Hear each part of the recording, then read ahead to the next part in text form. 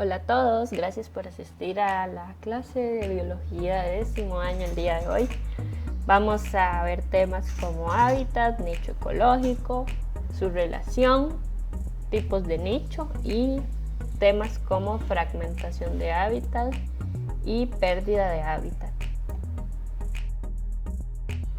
En ecología, al hablar de características de los organismos y el medio en que se encuentran, se emplean los términos hábitat y nicho ecológico. Mientras que el primero hace referencia al lugar donde vive un organismo, el nicho ecológico es la posición relacional o fundamental de una especie o una población en un ecosistema. Al hablar de la relación entre hábitat y nicho ecológico, podemos mencionar primero que un hábitat puede ser compartido por individuos de distintas especies, cada uno con distintos nichos ecológicos. Para ello vamos a ver un ejemplo. En un bosque, este sería el hábitat, el lugar físico donde viven los animales, conviven pájaros y ciervos. Cada uno posee un nicho ecológico diferente.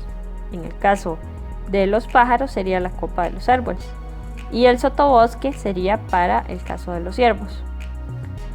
Y cuando el nicho de dos especies es similar, con roles fundamentales parecidos, en un mismo ecosistema se desencadenaría la competencia interespecífica. Y una problemática de este tipo de competencias es cuando se introducen especies exóticas en el ecosistema, ya que esto produce un desequilibrio en los ecosistemas naturales y pueden comenzar competir con un mismo nicho ecológico con las especies que viven en la zona, o sea, las autóctonas o nativas. Existen diferentes tipos de nicho. El primero podemos mencionar el nicho efectivo o ecológico real. Está condicionado por el tipo de vida y recursos que una especie utiliza dentro del hábitat, incluyendo las relaciones con sus depredadores y competidores. En cambio, el nicho fundamental o nicho potencial corresponde a todo lo que potencialmente puede ocupar según las características propias de la especie, sin incluir las interacciones con el resto de especies. Cuando hablamos de fragmentación de hábitats, podemos decir que es el proceso en el cual un hábitat es transformado en fragmentos o parches más pequeños y aislados entre sí por un área o matriz con propiedades diferentes a las del hábitat original. Entonces en la imagen podemos ver el ejemplo de estas islas, que se puede decir que hubo una inundación y solo las partes altas sobresalen de la capa de agua. Entonces es como un ejemplo de los parches que puede causar. Y las diferentes causas de fragmentación de estos hábitats pueden deberse a 1. La pérdida progresiva de superficie del hábitat original.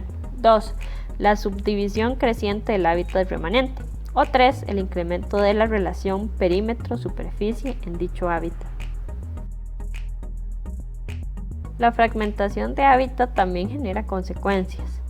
Entre ellas se pueden mencionar incremento del riesgo de extinción local en las especies y animales vegetales, reducciones directas en los tamaños de las poblaciones provocadas por la pérdida neta del hábitat, las reducciones indirectas debidas a dificultad de dispersión entre subpoblaciones por el aislamiento entre fragmentos. También puede ocurrir una disminución en la eficacia biológica de las especies de los fragmentos al verse cada vez más sometidos a las condiciones ambientales nocivas que impone la matriz circundante, o sea, un efecto de borde. Y entonces en la imagen podemos ver estas dos montañas y podemos imaginarnos una especie vegetal que antes vivía en esta cadena montañosa. Imaginemos que antes las montañas, en lugar de un valle, habían otras montañas. Entonces estas especies vegetales se separaron, ya que pasó un glaciar en medio de estas, generó el valle y ahora una quedó aislada de la otra. Esto puede ser una consecuencia de la fragmentación del hábitat y esto causa que empiece una extinción o que cada vez haya menos variabilidad biológica y por lo tanto se reproduzcan cada vez menos las especies y se genera una disminución en la población. Ahora podemos hablar de la pérdida de hábitat. Es la razón más importante de la extinción de especies en los últimos tiempos. En cuanto más pequeños son los fragmentos o parches generados, mayor vulnerabilidad hay, una mayor probabilidad de extinción. También esta probabilidad aumenta cuando menor sea el número de individuos que formen las poblaciones que permanecen en los fragmentos. En las bases iniciales, el proceso de fragmentación, la pérdida de superficie, es la principal causa de la pérdida de biodiversidad o disminución de diversidad biológica. En fases más avanzadas, los efectos de aislamiento de los individuos toman mucha más importancia. Entonces aquí puse el caso del mamut, que en la última era glacial, él era un competidor exitoso porque tenía mucho pelito y podía competir con su misma especie y con otras especies. Cuando se fue calentando la tierra, dejó de ser exitoso y los humanos empezaron a cazarlo. Por lo tanto, el efecto de los humanos también causa un peso sobre las especies y su reproducción.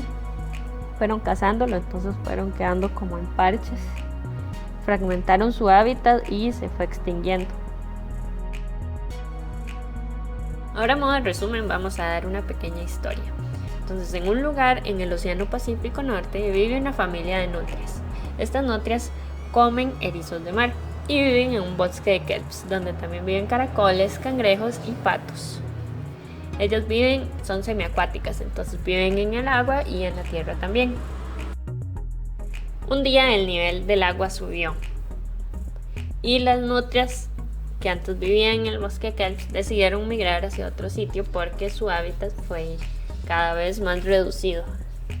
Entonces se fueron para tierras más altas, por lo que dejaron de consumir los erizos de mar y estos empezaron a comerse el bosque de kelps, lo que produjo que los patos, los cangrejos y los caracoles que vivían ahí ya no pudieran alimentarse, ya que estos animales se alimentaban de las algas que forman parte del bosque de kelps. Ahora vamos a hacer la pequeña actividad con preguntas clave. ¿Cuál es el hábitat donde viven los organismos?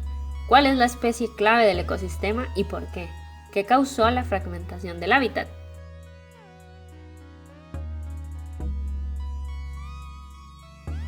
Como el hábitat es el lugar físico donde viven los diferentes animalitos, vamos a decir que el lugar físico donde viven es el Océano Pacífico, o también podemos decir que es el bosque de kelps. Ahora, ¿cuál especie es clave en el ecosistema? La especie clave en el ecosistema sería la nutria, porque ella se encarga de mantener a raya a los erizos de mar, que son los que se comen en el bosque de kelps, y sin esta especie de nutrias todo el ecosistema se ve perturbado.